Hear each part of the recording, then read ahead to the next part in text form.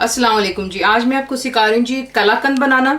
चीज़ें आपको दिखा देती हूँ। यू नीड रिकॉटा चीज़ 15 आउंसेस का एक टब आपको चाहिए होगा। इसके लिए ये एक चीज़ होती है, अब्रॉड में इजीली मिल जाती है। अगर आप इंडिया पाकिस्तान में तो फिर आप वहाँ पे ड्राइड मिल्क का भी इस्तेमाल कर सकते हैं। साथ ही आपको ज़रूरत है कंडेंस्ड मिल्क की। ये 14 आउंस का आपको कैन चाहिए होगा, एक छोटे साइज़ का होता है।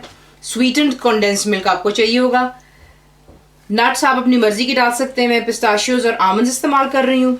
साथ ही आपको थोड़ा सा rose water, couple of drops यानी कि 1/4 टीस्पून ऑफ रोज वाटर चाहिए होगा। और इलायची पाउडर आपको चाहिए होगा 1/4 टीस्पून।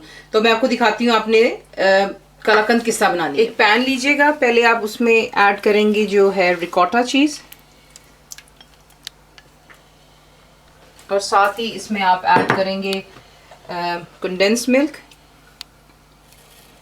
और इन दोनों को आपने ऐड करने के बाद लो टू मीडियम पर आपने इसको कुक करना है। कॉन्स्टेंटली आप इसको स्टर करते रहेंगे और फिर मैं आपको बीच में दिखाती भी रहूँगी कि इसका टेक्सचर किस तरह हो जाना चाहिए एंड में। तो ये चीज़ें डालकर आप इसको पहले अच्छी तरह मिक्स कर लें। यहाँ पर आप देख लें कि जिस तरह आप कंडेंस मिल्क और रिकॉटा चीज़ को जब आप मिक्स करेंगे तो बिल्कुल लिक्विड सी फॉर्म में आ जाता है।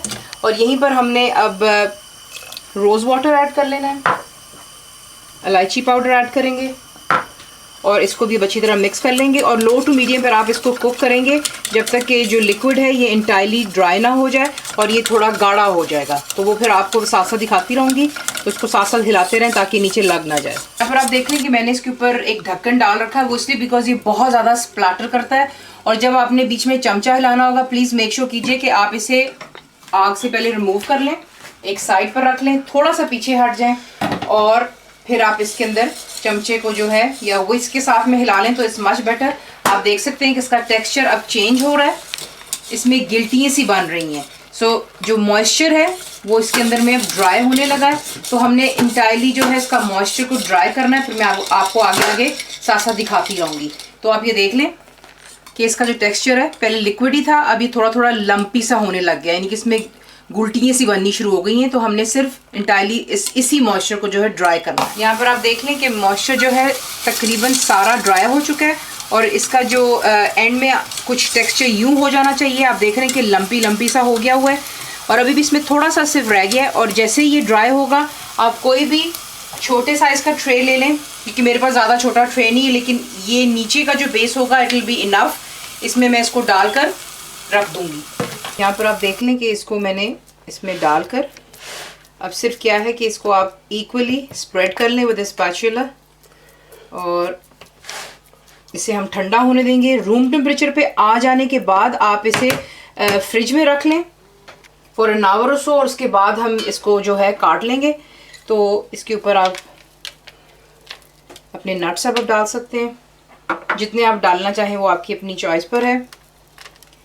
ये डाल लेने के बाद इसे भी हम दबाएंगे इसके ऊपर, ताकि वो जो है जब हम बर्फ़ी भी काटेंगे तो इसके अंदर में सेट हो जाता है। ये आप देख लें, हल्का सा आपने से उसको प्रेस करना है और जो नट्स हैं वो उसके अंदर एम्ब्रेज हो जाते हैं।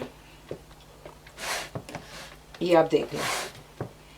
तो ये रहा हमारा कलाकंद। अब इसको हम ठंडा हो जाने पर फ्रिज में रखेंगे तकरीबन घंटे से 2 घंटे के लिए, और फिर ईजीली हम इसको काट भी सकेंगे। तो let's just let it cool down first, और फिर मैं आपको इसकी बर्फियाँ या डायमंड शेप में काट लें, स्क्वायर में, वो आपकी मर्जी है, वो आपको फिर मैं बाद में दिखाऊंगी। तो जनाब ये रही आपकी कलाकंद। ठंडा हो जाने पर आप इसको स्क्वायर काटें, डायमंड आपकी मर्जी है। ज़रूर बनाइएगा और बताइए कैसा लगा। And thank you for watching the video.